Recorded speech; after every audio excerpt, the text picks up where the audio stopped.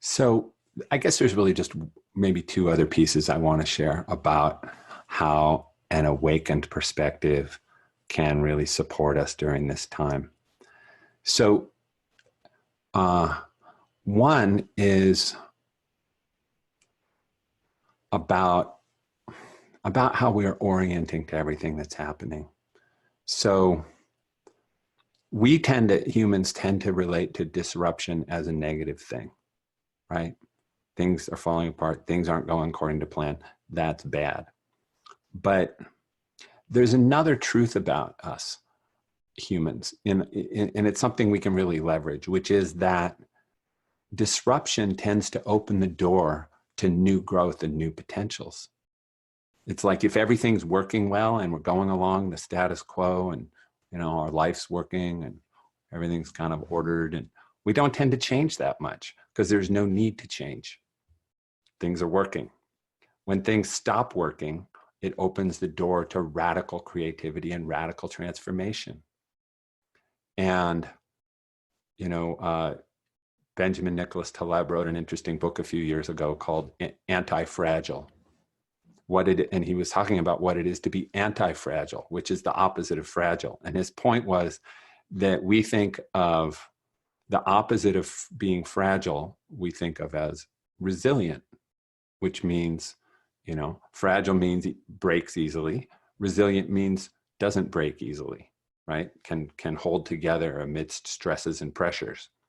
And we might think our goal in this moment is to be resilient, just to not, fall apart, just to keep it together. How many of us feel, I just want to keep it together amidst all this, keep my finances together, keep my career, keep my family, my relationships, my health, I just want to keep it all together. But Taleb's point in Anti-Fragile is there's a different orientation, which is how do we get stronger in the face of breakdown? He gives countless examples from society, even the human body. If you lift weights, your muscles don't just stay the same, they get stronger because you stress them. The body gets stronger in the face of stresses. We have a potential to let this really catalyze new things in our lives. And I just want to invite all of us as evolutionaries, as spiritual practitioners, to relate to this that way, to really say, okay, it doesn't take away. This is horrible what's happening.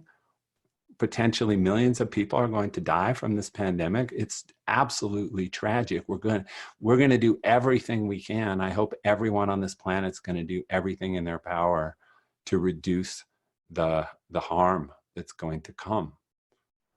But we can also stand in a place of how can I allow this disruption to open the door to new potentials and really be in an evolutionary orientation of what new can come out of this. What new capacities can you develop? What new projects might you launch? How might this transform your career into something else because you had to? How might this transform your relationships because you had to? How might this transform your spiritual life? I mean, I do want to point out that if you have a lot more time at home, it's a great opportunity to do more spiritual practice. Treat it as a retreat if you can. Meditate a lot more. Or, use it as an opportunity to learn a new skill that you've wanted to learn. There's so many ways that we can orient to this that can bring some positive out of something that is, of course, in its essence, horrific. And the last thing I want to say about that is we also, as I said at the beginning, there are a lot of leaders in this community. A lot of you are people who have other people who look to you for support, answers, help in large and small ways.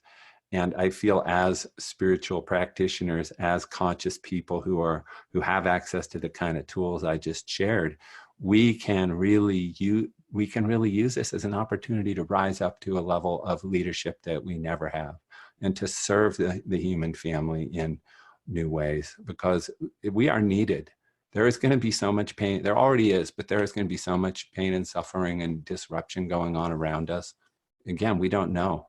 I'm not predicting. I'm just reading what all the projections by all the epidemiologists and experts. This is economists, et cetera. This is a lot is going to be hitting happening over the next year at least that's going to need us. And this is another orientation that can really take us out of our own anxiety, fear, struggle, etc. How can I help? Who is being impacted more than me, and how can I help them?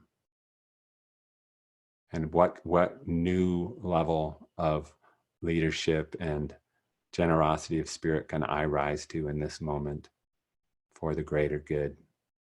What capacity, and all those voices of limitation, well, I just gave you all the tools to go beyond them. So sure, they'll come up. Do these practices we did here, and you've got the capacities you need to not be stopped.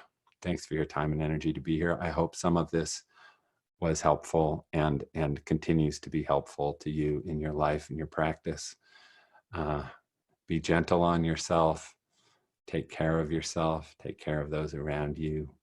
We are incredibly anti-fragile creatures, and we can get through this, and we'll end up stronger as a result. So hang in there.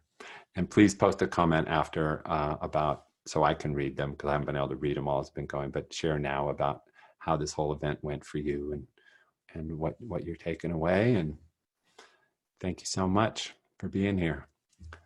Much love. Bye, everyone.